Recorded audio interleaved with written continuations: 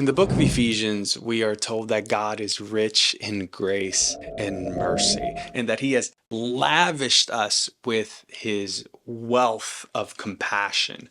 I made a video about this recently. If you haven't seen it, go watch it. But after making that video, I made a realization that you can identify a Christian who is rich and a Christian who is poor in grace and mercy. Not that Christ has withheld his riches, but that there are some Christians who don't know how rich they really are. And you can identify them by the same identifying markers of a person who is struggling financially. Because when we are struggling financially, at least three things happen to us. The first is our financial instability is all we think about.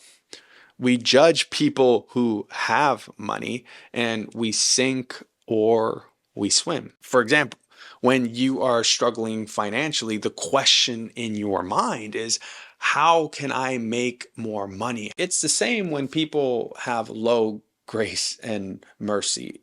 Every sin feels like it's questioning your salvation. And your main question is, how can I get more grace? And that's when the legalisms step in. Maybe if I start going to church, maybe if I start eating a certain way, dressing a certain way, reading my Bible more, doing more things, then maybe I can get myself more grace. And the second is we judge people who have money. A lot of times the reason we judge people who have money is because there's a sense of comparison, because we're often working just as hard as other people and they have more money than us. So we feel like, why don't I have that kind of money? When someone has little grace and mercy when the judgment they have about the Christians around them is that all the Christians are lukewarm and somehow they are the only ones that are on fire and love the Lord. And this judgment is so silly because they're looking at everyone around them wondering, why does everyone have peace and living their lives so freely while I'm so restrained? They want everyone to be miserable like they are. And finally, we either sink